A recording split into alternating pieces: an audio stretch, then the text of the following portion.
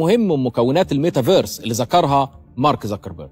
زي ما قلت لك مش بس الفي ار هو التقنيه الوحيده اللي هتستخدم، لا عندك كمان الاوجمانتد رياليتي. ويمكن لو تفتكر لعبه بوكيمون جو والجنان اللي عملته للعالم وقت ما طلعت، دي كانت مجرد البدايه وتجربه حيه لايه اللي ممكن تعمله التقنيات دي في المستقبل. الموضوع مش واقف خالص على الجيمز، اي حاجه ممكن التقنيات دي تستخدم فيها بشكل كبير جدا.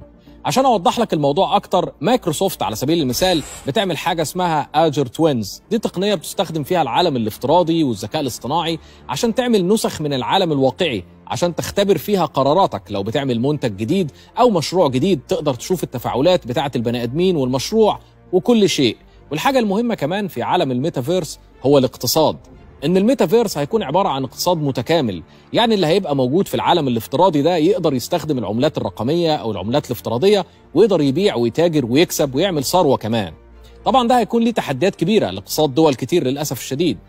اللي بيميز بقى كمان العالم ده الاتصال ما بين العوالم الافتراضيه وبعضها، يعني الفلوس اللي بتستخدمها على منصه تقدر تستخدمها في منصات تانية، والمنتجات اللي بتشتريها في منصه تقدر تستخدمها في منصات تانية وهكذا. وده اللي مش موجود دلوقتي. يعني لو معاك عملات رقمية في لعبة مثلا ما تقدرش تستخدمها في لعبة تانية، لكن في الميتافيرس الموضوع هيبقى مختلف. في الحقيقة موضوع الميتافيرس مش حاجة سهلة ومش تطور تقدر تعمله شركة لوحدها، ده محتاج تكاتف شركات كتير جدا. لكن خليني أقول لك إن الميتافيرس حاولت تعمله قبل كده شركات زي ايبك جيمز في لعبة مثلا فورتنايت، لما عملت حفلة أريانا جراند في منصة اللعبة وملايين المستخدمين حضروا الحفلة على المنصة بالأفاتارز الخاصة بيهم وتفاعلوا مع المغنية. انت عارف ان كتير من الإحصائيات بتقول ان العوالم الافتراضية دي بتحقق زيارات أكتر من السياحة على مستوى العالم. صعبة دي صح؟ طب ايه رأيك بقى ان جزء في لعبة روبلوكس عمل في 2017 زيارات حوالي 6.2 مليار زيارة في السنة، في مقابل ان اكبر دولة في الزيارات للسياح في العالم كانت بانكوك اللي حصلت على 23 مليون زيارة، والزيارات السياحية حوالين العالم بتحقق سنويا حوالي 1.4 مليار زيارة. طبعا الكلام ده كان قبل كورونا واغلاق المطارات والسفر، يعني سعادتك متخيل بقى الزيارات وصلت ليها العوالم الافتراضية دي بقت اضعاف اللي بنقوله دلوقتي لو اتعملت عليها دراسة تانية. واحدة من أهم الميزات في الميتافيرس هي المحتوى اللي بيعمله المستخدمين أو اليوزر جنريتد كونتنت، وده يمكن اللي منجح روبلوكس وماينكرافت.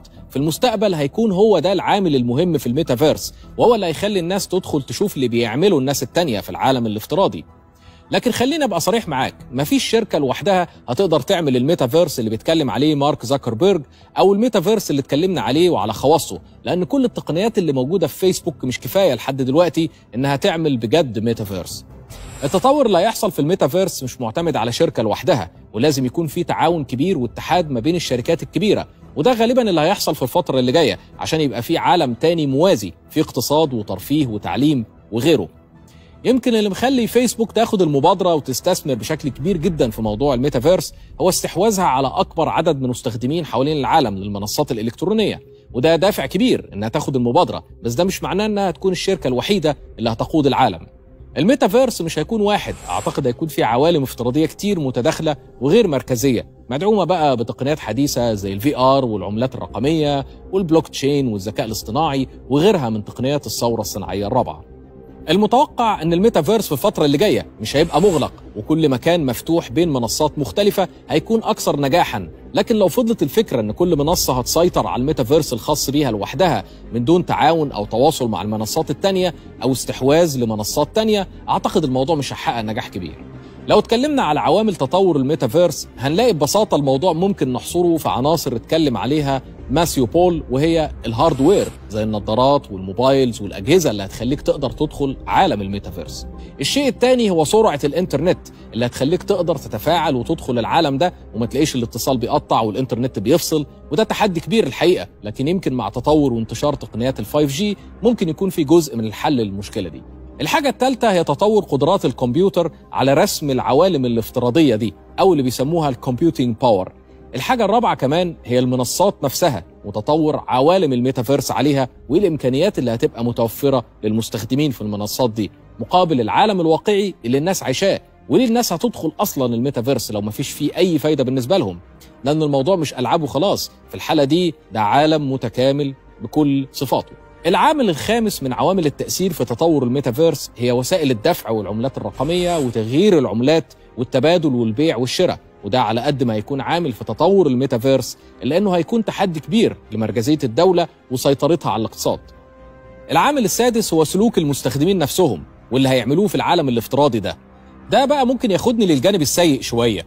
طبعا ده يعمل تغيير في سلوكيات البشر اللي هي اصلا اتغيرت بسبب الانترنت والسوشيال ميديا. يعني هنلاقي جرائم جديده بتحصل في العوالم الافتراضيه دي، واعتقد هنبقى محتاجين قوانين وشرطه من نوع مختلف للتعامل مع العوالم دي، والا المجتمعات اللي موجوده في العالم الافتراضي ده هتبقى مفتوحه لاي شيء تتخيله ولا تتخيله.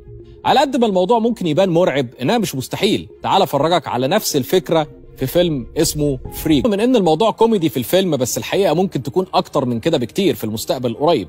كل اللي عايز اقوله لك ان التطور اللي جاي مش هيرحم ناس كتير للاسف، وفي ناس هتقع من التطور ده ومش هيبقى ليها مكان للاسف.